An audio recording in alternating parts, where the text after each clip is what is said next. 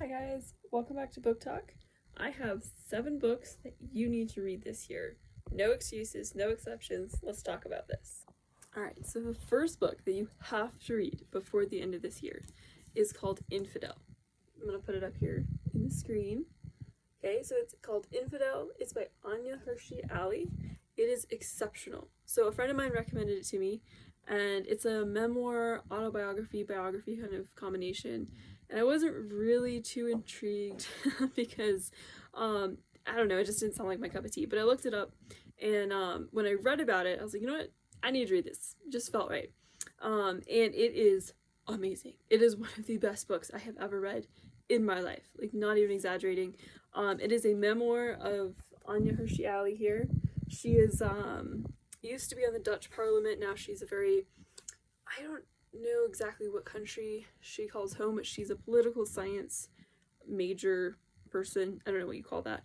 But it's a story of her life. She was born in Somalia, and then she, grew up in Islam and as a Muslim, and then she ended up running away from all that and coming to Holland and Germany and learning about the West and Western ideas and just her journey away from Islam. And then right now she's actually a Christian. In the book she wasn't, which is kind of sad because that would be really cool to read. But just her journey out of Islam into Western society is so cool. Oh my gosh, you have to read this book.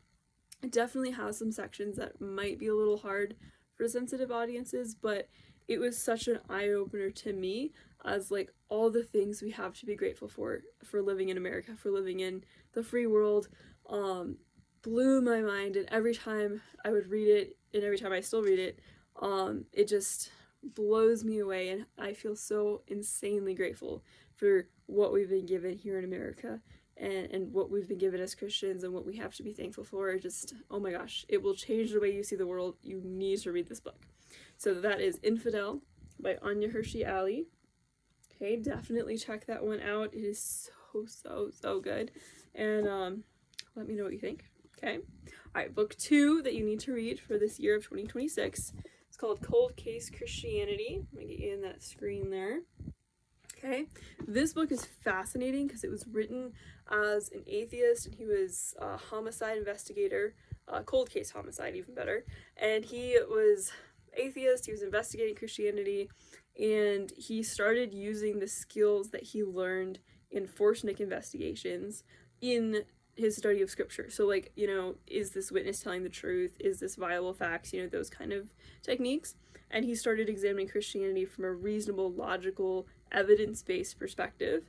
And of course he found out, well, this is actually really true, and it just totally blew him away, and he became a Christian. So he wrote this book on how to defend your faith, and also like if you're just interested like in Christianity or what it teaches in general, and you want to look at it from a very logical, analytical point of view, this is a great book. So I've learned a lot. Plus it's written as like, we're gonna approach this as a detective, so let's learn how to be a detective, and I love mysteries, you guys know this, so it's perfect. So definitely check that out. That is Cold Case Christianity by Wallace there, Warren Wallace, couldn't read that backwards. Anyway, it's very good, definitely check that out. Okay, on to book 3, let me grab it. Alrighty, book 3 that you have to read before the end of 2026. It is by Charlie Kirk. It's called Stop in the Name of God. So he wrote this book about the Sabbath, and I obviously wanted to read it because it's Charlie Kirk, but I thought it was going to be like just specifically like a theological, like this is what the Sabbath is according to the Bible, and it's so much more than that. I mean, it is, oh my gosh, he covers so many topics that I never would have thought of in connection with the Sabbath, but I don't even know where to begin. So he wrote this about why you need to honor the Sabbath, as it says in the little subtitle there. And then he gets into like, well, what even is the Sabbath, and what does that mean? Why does it apply to me? Like, is this just for Christians? Is this for anybody?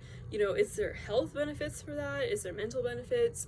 How does that fit into just the world in general, and politics, and viewing reality, and just all of that? It's a huge sweep that he covers here, but it has just blown me away. I mean, he has perspectives on like why we work, which I thought was very enlightening for me personally, but how, sorry, there's so much, where do I start? How sleep impacts your health, and how that ties into taking a break once a week, and the cosmological proofs for God, and just he is all over the place, but it makes total sense when you start reading it. Like, it definitely flows as a book.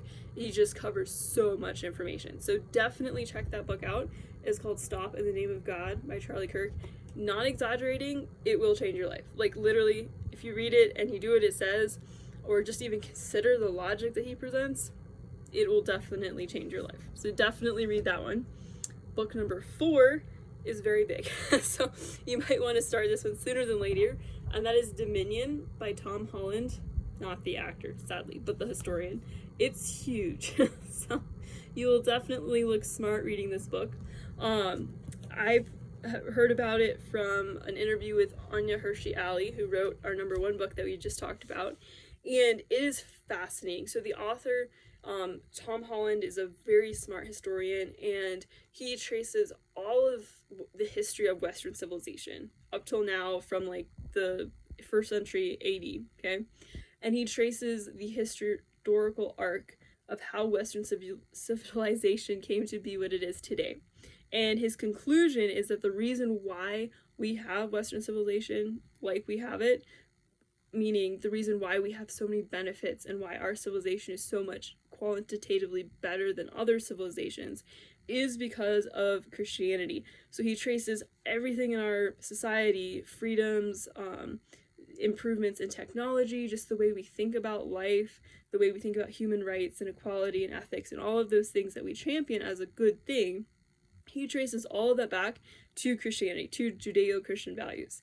So that is, I totally recommend this because that is such a huge topic in today's world. So many people want to pick at that and be like, you know, make fun of Christianity or make it a bad thing.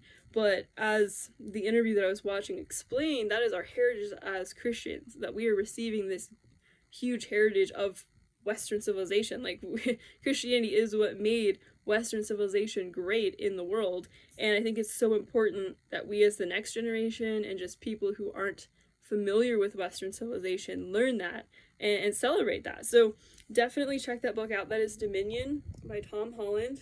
It's a doozy, but it is definitely worth it. So check that out, give it some time, and let me know what you think about that. I'm excited to hear about it. Okay? All right, book number 5. This is a really fun one. It's by Jeremiah Johnston. It's called The Jesus Discoveries. This one's a lot thinner, so I think you would like that. But as the subtitle says, it is about the 10 historic finds that bring us face to face with Jesus. So he gets into some insanely cool artifacts that literally prove from an evidence, science, archaeological perspective the life, death, and resurrection of Christ. And yes, the resurrection of Christ can be proven with historic artifacts. So I don't want to spoil it, but definitely check that out. It's really short, so it shouldn't take you long after reading Tom Holland's Dominion, okay? But that book is awesome, and anything that you find on YouTube about like Jeremiah Johnston teaching or anything, definitely check it out. He is so insanely smart. Which brings me to our next book. What are we at? 3, 4, 6? Yes, book number 6. All right, so this is called The Verdict on the Shroud. It's a bit of an older book. It's from the 1980s. It is so insanely good. Oh my gosh, it's amazing. So going back to our last book here, Jeremiah Johnston's book on the Jesus Discoveries, in that book, he talks about the Shroud of Turin, which is a Christian artifact that actually proves the resurrection of Christ scientifically. I know that's a big claim, but this book backs it up. So this book was written by Habermas.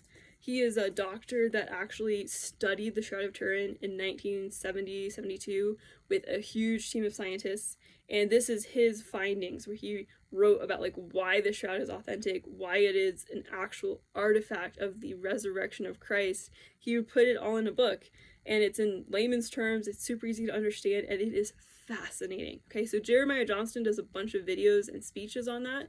Definitely go check those out because there's a ton of great information there. But if you're looking for that information in a book with pictures that you can read, then this is the book for you. So that is The Verdict on the Shroud. It is amazing. I love this book.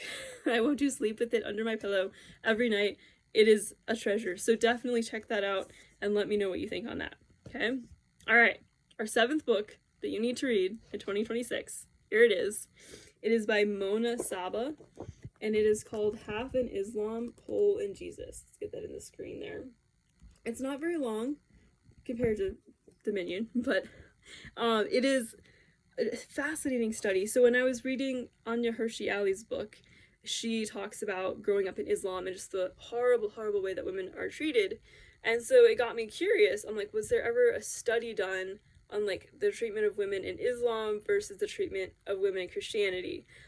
Obviously, with my knowledge from what I know of scripture, I would assume that we treat women much better, but I wanted to see if it had ever been studied out. And so this lady here, Mona Saba, grew up in Islam as a Muslim woman, and she then became a Christian in her 30s, and so she wrote this book comparing just like, this is what the Quran teaches about women, this is what the Bible teaches about women, side-by-side comparison, and she, is a bit qualified because she kind of grew up in that, so she kind of knows what she's talking about. It's not like somebody from, no experience decided to write this book. She grew up in that world, and it's fascinating, and it just, again, reminds me of how much we have to be thankful for to be a Christian, to have our God who loves us and actually wants to take care of us, especially as women. So much different from Islam, so much different from Muslim treatment of women, and so it just so enlightening in that aspect. I think it really helped me have a better perspective and just be so much more grateful for all that I have been given. So definitely check that out. Let me know what you think on that. And I guess that should keep you busy for a while on reading some books. And so let me know what you think, and let me know once you read all these which your favorite was, and any suggestions you have. So happy reading. Y'all have a great week. Thank you.